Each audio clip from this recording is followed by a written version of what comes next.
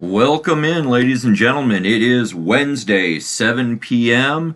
That means it is time for This Week in A.B.A.T.E. I'm one of your hosts, Josh Wachowski, State Legislative Coordinator. Wanted to thank you for tuning in tonight. You heard some of the music here starting out. That is, I've had a couple people ask me, who is that? That is Wayne the Train Hancock. It's a song of his called Ride. And so we use that as part of a little intro to kind of keep you entertained as we're going. It is going to be a full show tonight. We're going to talk about bill filing season, as you see in the corner. We're going to talk about steel. We're going to talk about off-road issues. We're going to talk about all the events going on around the state, trailer plates. We're also going to have a discussion towards the end of the show about why you should be a part of ABATE and what ABATE means to motorcycle and off-road rights right here in the great state of Illinois. So, without further ado, I'm going to start talking about bill filing season. For those of you that saw today, if you're paying attention out at the State House, it is budget today. The State of the State and the budget address were given by the governor remotely, first time that has ever been done. And he talked about the need for sacrifice. He talked about the need to take care of a few things money-wise, close loopholes. Of interest to us, one of the loopholes he's interested in closing is the biofuels taxes credit. What that could do is that could actually mean less biodiesel and potentially less ethanol out on the market. So that was of interest to us. But because today was an actual day of action, a bunch of bills were filed today. Up until at the end of last week, I had about 30 bills that we were tracking, and I had about another, 5 or 6 maybe on top of that we were watching. We're now at about 40 bills that I'm watching, and then there's ones that I watch and ones that we feel you should be aware of. But then on top of that, I've got about another 20 bill backlog from search query alerts that were sent in today to me. One of the things that we do is we use search query alerts. We look for things such as protective headgear, otherwise known as helmets. We look for ethanol. We look for motorcycle. We look for registration. We look for anything that amends Chapter 625, which is the vehicle code. Anything that could potentially affect your rights as a motorcyclist, we've got search queries for using a program called TrackBill. One of the things like I'm watching that we don't push out to you guys is a bill to do away with red light cameras. Now, while that sounds great to all of us, one of the issues with this bill is that it modifies local control of motorcycles. There's a section of law that states that local government cannot regulate motorcycles. Well, this bill modifies that. So we have to watch it to make sure that nobody introduces an amendment that would allow for local control of motorcycles. So that's just one of the things that we look at when we're looking at legislation. But this is what A.B.A.T.E of Illinois does for you. And speaking of things that we do for you, coming up very soon is none other than STEEL. STEEL is Seminar to Empower, Educate, and Lead. It is the largest winter gathering, I guess it were, of motorcycle rights advocates. We plan on doing it in a very safe manner this year.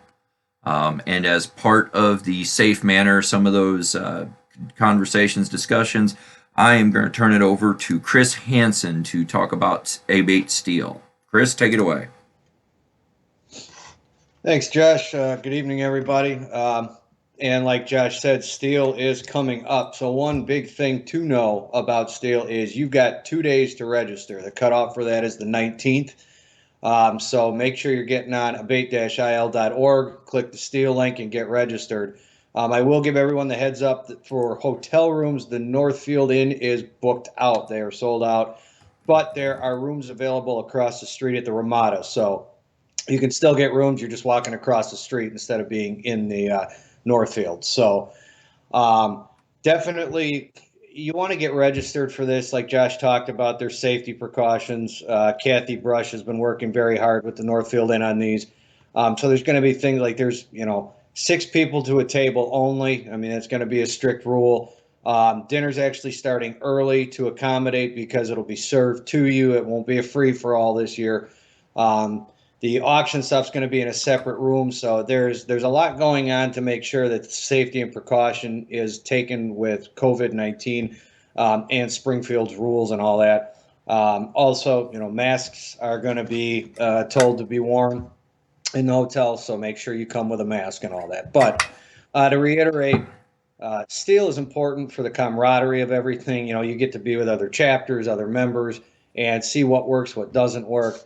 We get to learn different, lessons and things that we can take back to our chapters and try and make ourselves a better chapter, a more powerful organization with all of us working together, and becoming a cohesive unit. I say it every week, and I'm going to keep saying it. We can't be a state board and 49 chapters. We have to be one force going in the same direction for us to be successful on that. But and Harley, I did see your question when it pertains to swap meets. If anybody missed it today, Mark put it out. He has secured a date for the A.B.A.T.E of Illinois swap meet. That's actually going to be Sunday, April 11th. You can find all the information on that on our Facebook page. Just got announced today. So the swap meet is happening April 11th. Check the Facebook. Our website's being updated with all the details as we get closer to that. So there is a new location, so make sure you pay attention to that. With that being said, there are a bunch of different events going on around the state. So I'm going to get into what is happening around the state event-wise. And we are going to start off with A.B.A.T.E Valley. This Saturday, the 20th, they have got their 21st anniversary party happening. We've been talking about this a little bit. They've got a chili cook-off as part of this starting at 2. They've got a broomstick pool tournament as part of it starting at 3 o'clock, and then the free jukebox at 4. So it is an entire day's worth of fun. Get down to A.B.A.T.E Valley. That's AA Saloon in Tuscola. Then the same day, Central Illinois A.B.A.T.E has got their cabin fever party. That's at Harley's Pub at 6 p.m. in Galesburg. And again, they're encouraging you if you want to bring some food so people have stuff to eat, and yourself included. Bring some of that with you. But again, that's Central Illinois A.B.A.T.E's cabin fever party on the 20th as well, starting at 6. And then also on the 20th, and this is kind of a double event, Open Roads chapter has got a pool tournament going on. That's at Plano Hometown Lanes, and that's starting at noon. And while the pool tournament is going on, they're also having a chili cook-off also at Plano Hometown Lanes in Plano. This is all going on from noon to 3, so you can definitely get on that. Now, it's $10 to play pool and all that, and you will be getting cash prizes. And then for the chili cook-off, it's going to be $5 for the chili cook-off, but if you bring chili or, you make your own, bring it with you, you actually eat for free. So for 10 to 15 bucks, you can have a day of chili and pool tournament, and it's definitely going to be fun there. So then we are going to move on to Heart of Illinois. They have got on March 6th, we're into March now, they've got their cornhole tournament on the 6th. That's Heart of Illinois. It's a $5 entry, and that is going to be at the Eagles Club in Bloomington, Illinois. So make sure you're there for that. That's going to be a real good time. They're looking for good bags players, so make sure you're there. That's on the 6th. Then on the 7th, the next day, Sunday, Will County A.B.A.T.E has got their winter triathlon, and I've done this before. I know a bunch of us have done this before, and it's a fun day. You show up about 11 o'clock.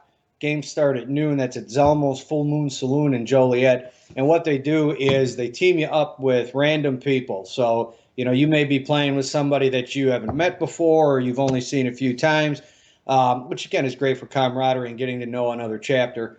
But they pair you up, and it's a whole day of pool, darts, and bags and tournaments, and there's prizes, and it's a good time. So it's $15 to enter. That does include pizza, so make sure you're there for that. And then we head into the 13th of March. The Duquesne chapter is, for anybody that can't make it down to Daytona to watch these races, we're headed over to Calamity Jane's in Sugar Grove at 11:30 a.m. and we're actually going to have an event to watch the Daytona 200 motorcycle races down in Daytona. So you can come on out. We're going to watch the races and have some good food and drinks and all that. That's at 11:30 at Calamity Jane's down there, up there in Sugar Grove. So make sure you got that on your game plan calendar. It's gonna be a good time. So that is what we have got going on in the way of local events. You still got the open roads book. Oh, yeah, and I tell you back, I do have one other thing. Open Roads, they do have, as I brought up last week, and just as a reminder, they've got their summer books out, 45 different places to go, so you can get out and ride, get your stamp, turn those in, and do all that. If you have questions on that or you need to get your books, you can call up to Open Roads, get a hold of Linda Olson. She can get you all connected and getting you those books so you can get out and ride. Thank you very much, Chris. As you can see, there is plenty of stuff going on around the state through February and March between the events that are this weekend, Steel the following weekend on the 27th, and then we go right into events again going around. One event that Chris didn't mention, they typically don't put out a flyer because it's full every year. Mid-State ABATE down in Taylorville, Illinois, is going to be doing a bowling tournament on the 20th as well at the local bowling alley there in Taylorville. They just recently lost a longtime member, a member of the Taylorville VFW Riders, Tim Coltis. We want to send our condolences out to them, but his services are actually going to be the morning prior to this event. So I would expect that this event is going to be full of a lot of heartfelt stories, really something to see. So if you're in the Taylorville area, definitely hit those people up. So next thing up, trailer plates. We talk about all the bills that we follow, all the different things that we do. And this one by far gets hit one of the most heavy. I get people asking me about this all the time. For those that aren't familiar with the issue, 2 years ago with the new capital bill, they took the fee for a basic small trailer, less than 3,000 pounds. It used to be $18 a year. It's now $118 a year. It's a 500% increase as part of that capital bill. This has caused no shortage of uproars amongst, bikers, boaters, even guys who put the little trailer behind your motorcycle was affected by this, repair shops, fraternal organizations, and of course, the worst of it all, Girl Scouts and Boy Scouts. They're very much up in arms over this. So there are two different ways that legislators are proposing to fix this. One is House Bill 36, which takes the fee from 118 and takes it right back to 18. We tried doing this a year and a half ago. We were told it was going to go through. We were told it was going to go through last year, and then COVID hit. So I don't know what the prospects are on it, but we're going to be watching it. We're going to be working it. But then a new idea has emerged in the form of House Bill 682 and Senate Bill 69. And what those bills do is they take the $118 fee and they make it permanent. One-time fee. That's it. You get a new trailer, you pay $118 registration fee. That plate stays with that trailer as long as you own that trailer. So as long as you own the trailer for 5 years, you're good to go. And if you ever sell the trailer, though, the next guy gets to pay $118. It's an interesting take on it. It seems to be a compromise, and it seems to be getting some steam. There's some bipartisan support of this.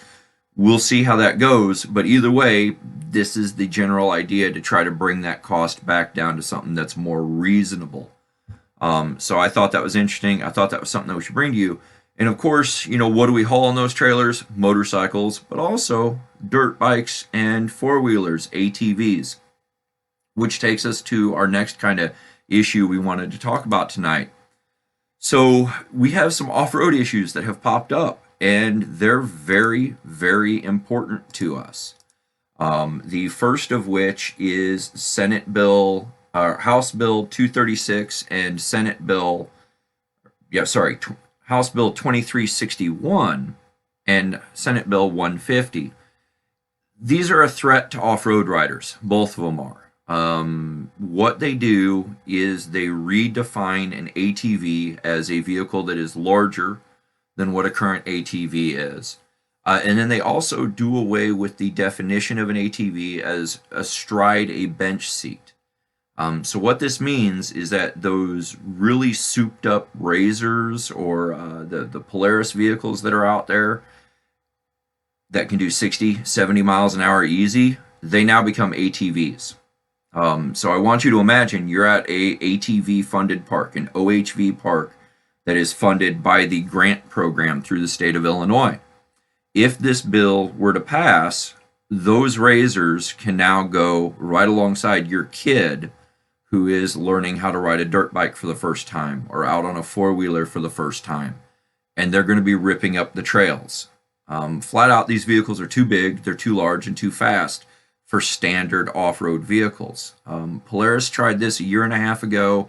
We tried to make an arrangement with them where we would classify these kind of vehicles as something else, not ATV, not an off-highway vehicle. And we thought we had some good movement there. Well, apparently not. This is what Polaris wants. They want their very large vehicles, their very fast vehicles on off-highway vehicle trails at standard off-road parks right alongside kids who are learning to ride. This is a huge issue for us. One of the reasons why A.B.A.T.E of Illinois works on off-road is because off-road is the gateway to street riding for a lot of people. How many people out there started on dirt bikes? This is the gateway for it. So for us, it's very important that we protect this.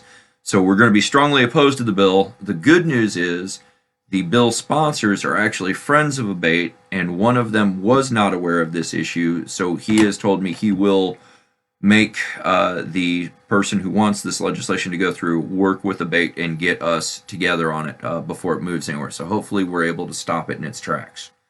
The other off-road issue that we are tracking, we haven't taken an official position on it yet. It's something that if the off-road riders really want, they're going to have to get active with their local A.B.A.T.E chapters.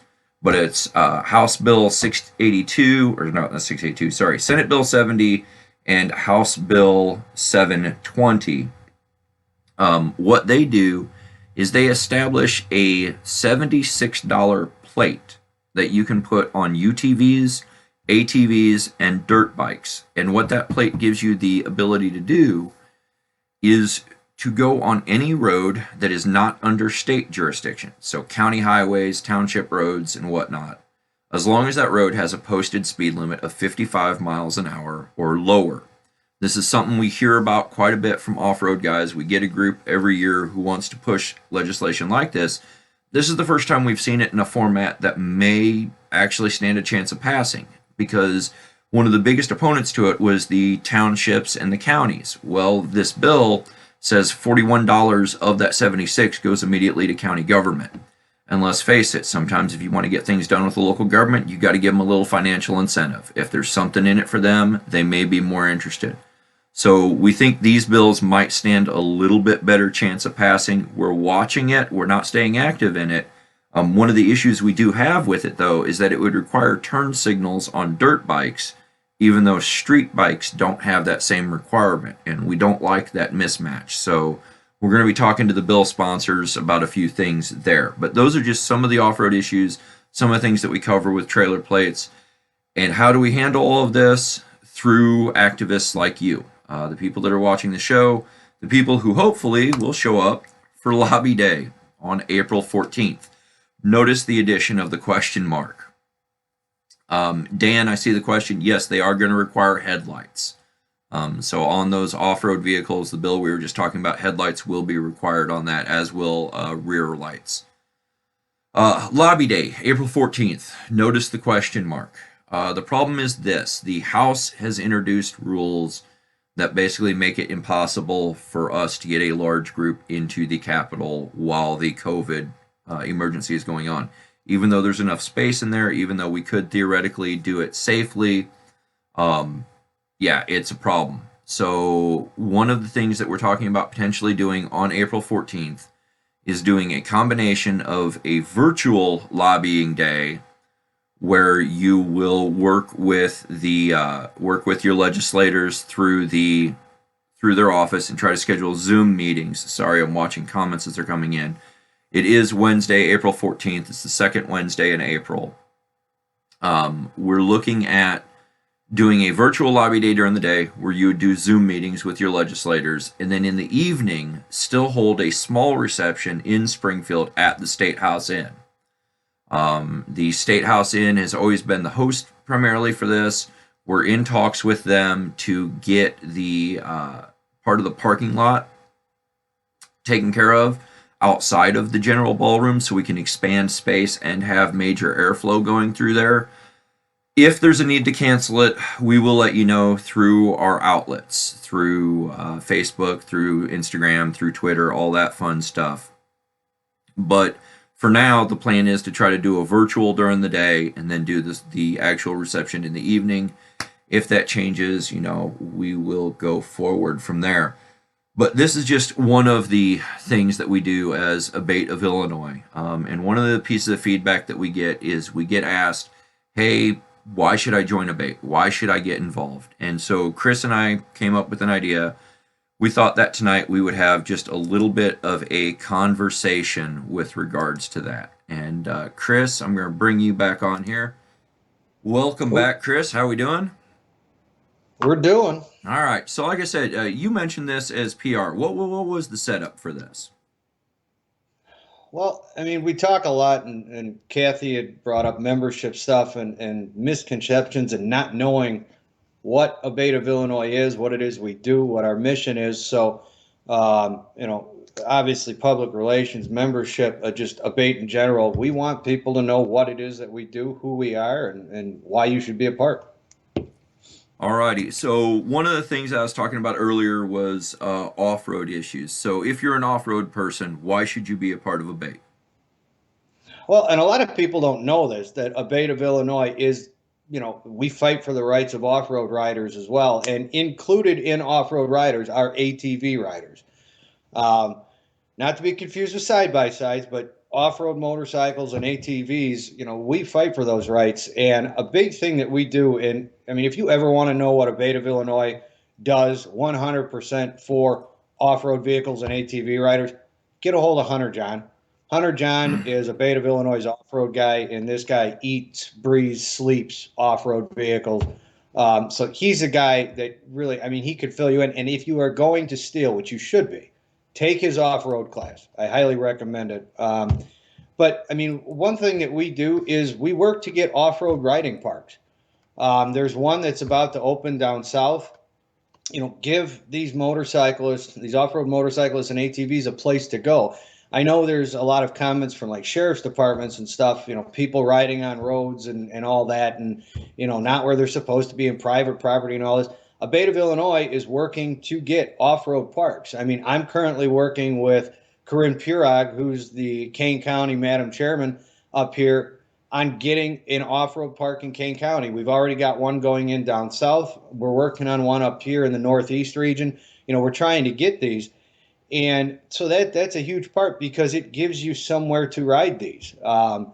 And part of that is, and a lot of people don't know this, I didn't know this until last year when I took Hunter John's class, there's actually a law in place where if you have an off-road vehicle, you are supposed to pay the state of Illinois a fee to have a sticker for that off-road motorcycle or ATV. Well, thanks to A.B.A.T.E of Illinois, we've basically put a plug in that and said, look, until we get our off-road parks, motorcyclists and off-roaders and all this are not paying that fee for a sticker, so give us our parks and we'll give you your sticker fees. IRS isn't happy. Oh, well, this is the answer to that. So that's just in a brief nutshell. I mean, and it doesn't even begin to cover everything, but that's two big things that A.B.A.T.E of Illinois does for off-road riders. And the nice thing about off-road riders and off-road motorcycles is that's how a lot of kids learn to ride these, and that's our future. And Josh, you could kind of talk about, another way that, we get new riders in and all that stuff with the MSF.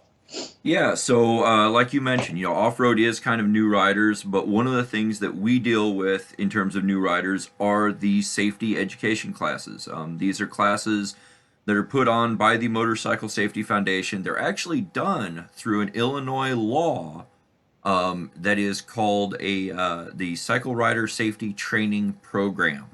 It's the Cycle Rider Safety Training Act that funds this. What a lot of people don't realize is 10.43% of your registration goes into this fund as part of your license fee as well when you do your driver's license and your M license.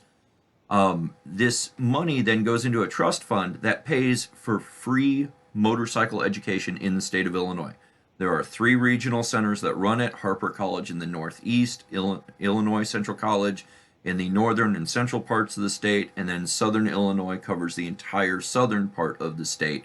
But these classes are free because of this program. And this trust fund that's built there is something that ABATE of Illinois defends vigorously. Back in 2010, Rod Blagojevich swept the money, former Governor Blagojevich. And when he swept that money, we fought all the way to the Illinois Supreme Court to say, no, this is a dedicated set aside fund for these purposes. Unfortunately, we lost. However, in 2016, I believe it was, maybe 17, 16 or 18, it's been a while, there was a constitutional amendment proposed by the road builders.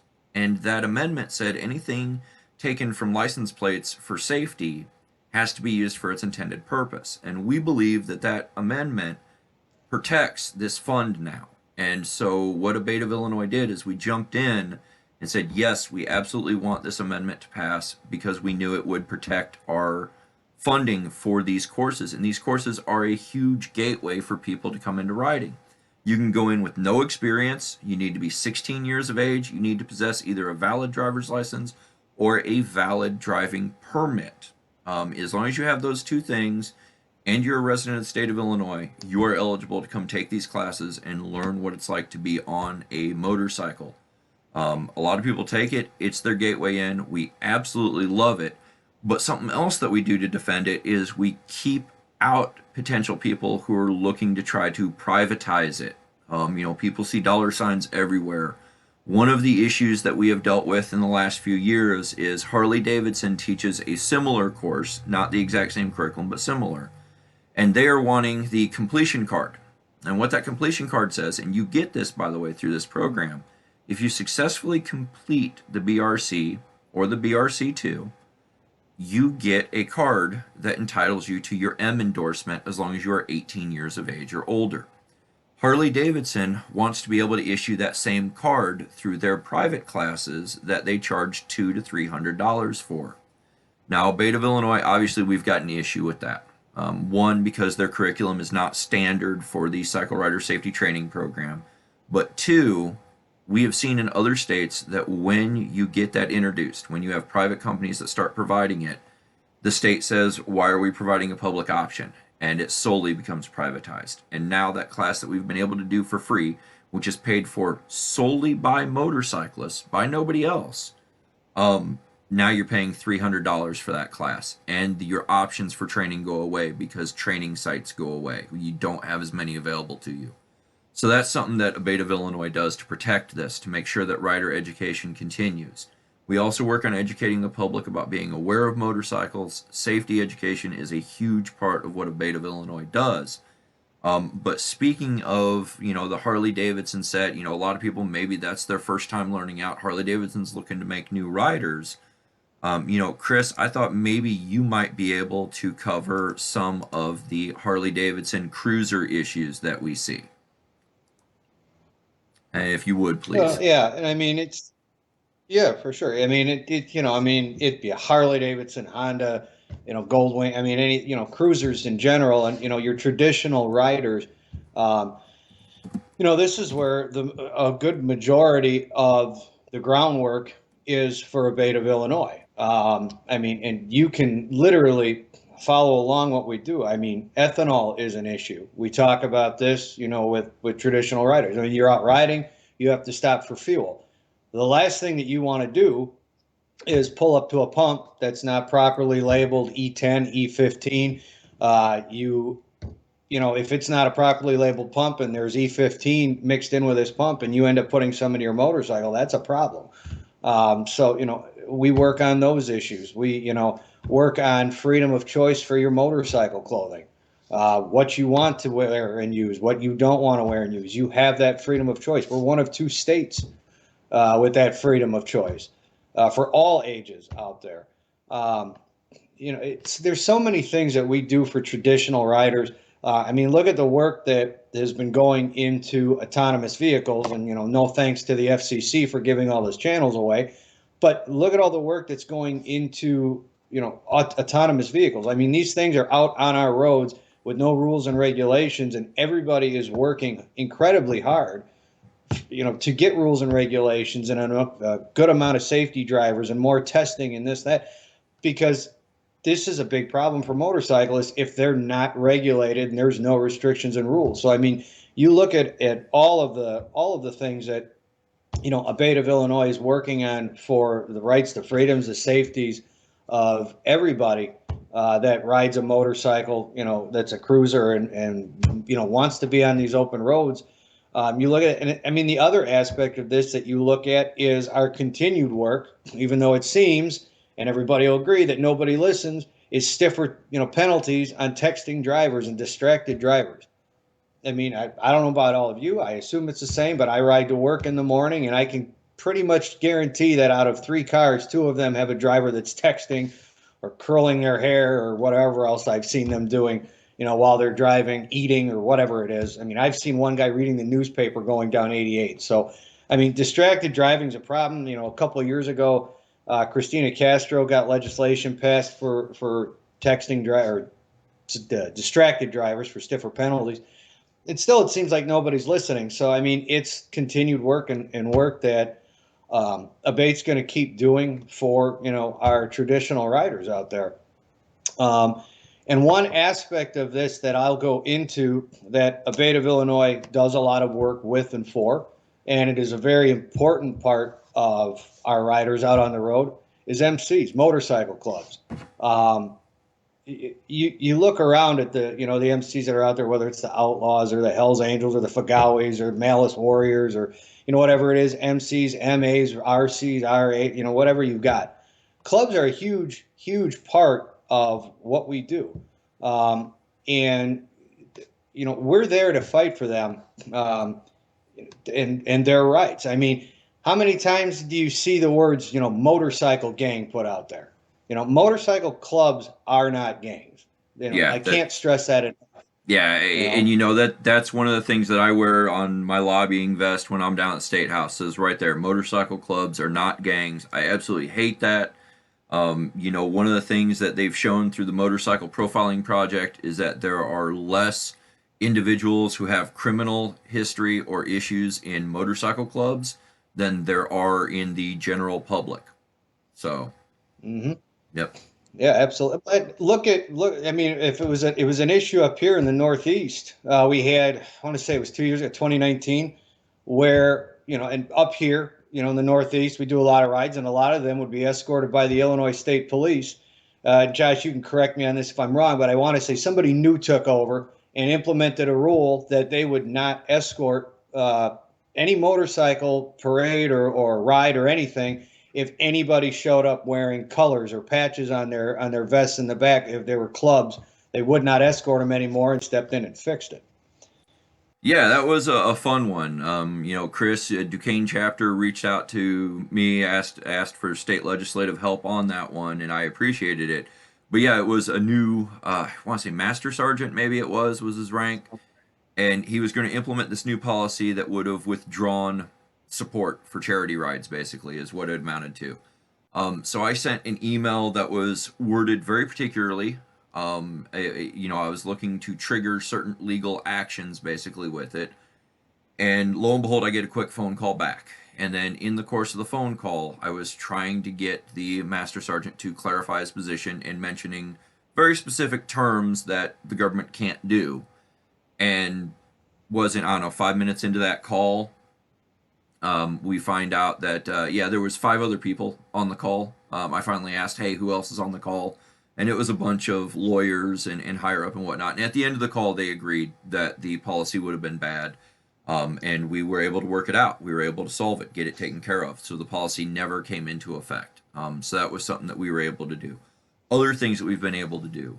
We had Tinley Park. Village of Tinley Park was trying to ban motorcycle clubs from being able to display vests at the Chicago Motorcycle Show last year. We were able to get that reversed. We also dealt with the villages of Harvard Park and the village, sorry, not Harvard Park, Harvard. And then I believe it was, it's a little bit further to the east of there. I can't think of the name off the top of my head.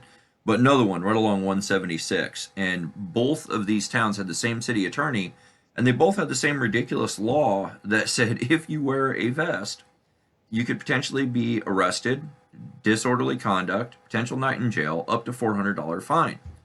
The thing is, the third district court had already found this unconstitutional, yet these villages and towns were still looking at, it was Hebron was the other one that I'm thinking of. They were still looking at enforcing this. But we took care of that. We mentioned all the stuff with the third court, and that was eliminated. But this is just some of the issues you face with profiling. Another issue that we face with profiling is one that you wouldn't normally think of, but it is our sport bikes. We get large groups of sport bikes out there that they get profiled as a particular type of rider, and they get followed, they get pursued. We had issues down here in Springfield about 4 or 5 years ago now, where our local sport bike riders would get together, they'd get together at a gas station, and when they would go out, police would just follow them. They would follow them and try to ring them up for any little thing that they could. And it was almost borderline harassment, and we finally were able to work something out to where, hey, this wasn't happening anymore. But that's just one of the things that we've done for sport bike guys. A lot of sport bike guys don't realize that vertical license plate that they like to run underneath the tail, that was A.B.A.T.E of Illinois working with a legislator. The LEDs that are underneath the bike to create that underglow effect, that's another thing that A.B.A.T.E of Illinois has done for sport bike riders. We also introduced the red dead law, which basically says that if a red light is red for more than 2 minutes, you can proceed through the intersection. Why? Because sport bikes don't necessarily have the size or the amount of metal in them to trigger either one of the standard automated traffic control systems. So this is something that benefited them, also benefited other motorcyclists, but them more particularly. And then, like I said, I was talking about the profiling issue. Chris, you've dealt with that, right? Up there in the Chicago area? Oh yeah, we've had that up here. I mean, we've got, Chicago United up here, and it's, you know, I, not to call out other bikers or whatever, but I mean, how many times, do you hear, sport bike riders come up, and whether it's another motorcyclist or if it's anybody in general, all you hear is, oh yeah, them guys, they ride like asshole. Well, you're generalizing at that point, and that's, in my opinion, another form of motorcyclist profiling because you're generalizing. I mean, I could find you 8 to 10 guys a day in the Harley world that ride like assholes too. It's so yeah. I mean, we've got the Chicago United riders up here, and I mean, I'm telling you, these guys are getting huge. I mean, I follow them on social media. I mean, they're getting huge. And one thing I can tell you is what a lot of people don't realize about sport bike riders is their passion for motorcycling. I mean, you talk to any one of these guys, and they absolutely love riding.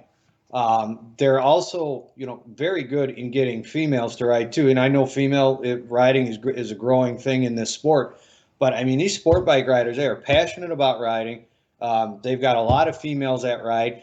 They are really good about blowing off the profiling and, the generalization of how they ride and stuff. We need to get involved with these guys because when it comes to sport bike riders, and, we've had this conversation numerous times about building our future, and you look at the average age of a sport bike rider, these guys are our future. We need to keep them involved. Obviously, I'm not saying ignore our traditional and our current riders and our dirt bike riders or anything. But when you look at the average age of sport bike riders, they are the future. And I mean, Josh, you can take it away on the future because there's a lot to talk about there. Yeah, there is a lot to talk about on the future, Chris, and I thank you. Chris, thanks for joining us tonight. Have yourself a wonderful evening. I am going to talk about the future here. Give me just one moment. So we talk about the future of riding. Wow. There are things coming up that we need to be aware of. And Chris hit on it earlier. For anybody who's been following me for the last few years, one of my bigger issues is autonomous vehicles, driverless cars. Bluntly put, they are not planning for motorcycles. I've presented at conferences, I've done meetings with NHTSA out in DC. We're referred to as the motorcycle problem. I've heard planning people talk about they foresee a future where all vehicles are autonomous. So that means no human drivers whatsoever. So where do you think that leaves you on your motorcycle? And we're not the only ones realizing this here in the States. This is an article that came out earlier this week from FEMA, which is the not Federal Emergency Management, but it is the European Motorcyclist Federation. And this is what the title of it said. So if you're looking at this, it says, "Will self-driving cars push motorcycles off the road?" That's the problem. Self-driving cars right now, they've got a spotty record with sensing us. They've got a okay safety record, but their goal isn't necessarily to work with us. So this is one of the bigger issues that we've been pushing. And one of the ways that ABATE of Illinois pushes this issue is not only are we out there talking with Illinois legislators and we're talking with different organizations, but we're also talking with the MRF, which is a lobbying arm for motorcyclists out in Washington, D.C.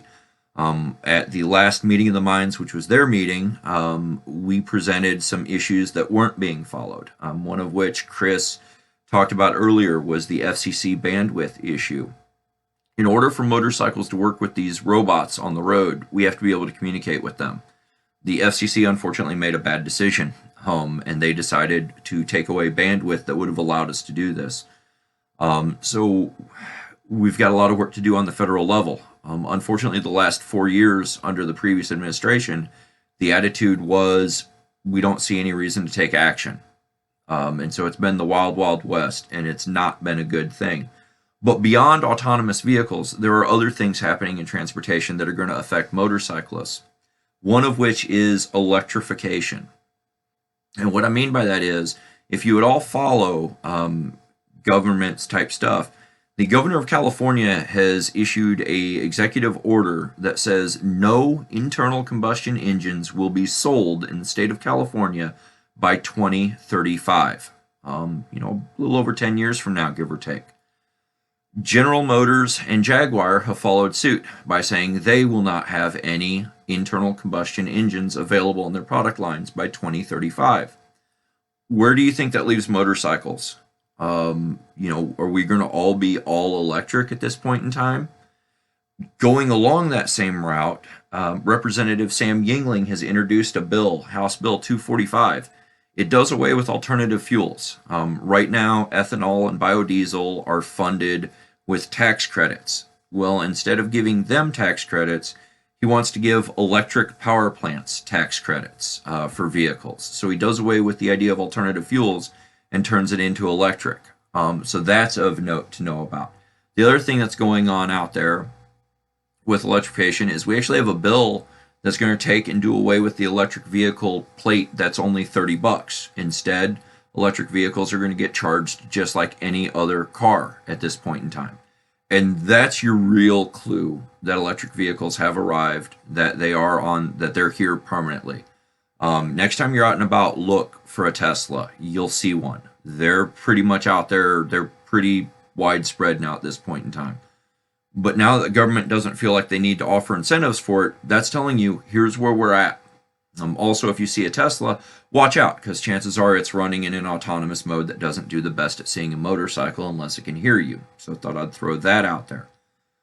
But this is just some of the future that we're looking at. The ability to communicate vehicle to vehicle, the electrification issue, the emissions issues, the autonomous vehicle issues, safety moving forward, all sorts of stuff going on. In case you didn't know it, we've got two people that have introduced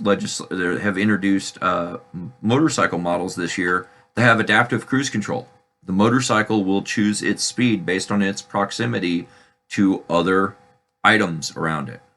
That's kind of interesting. Kawasaki and BMW are both doing that this year. So that's what we have going on with regards to the future.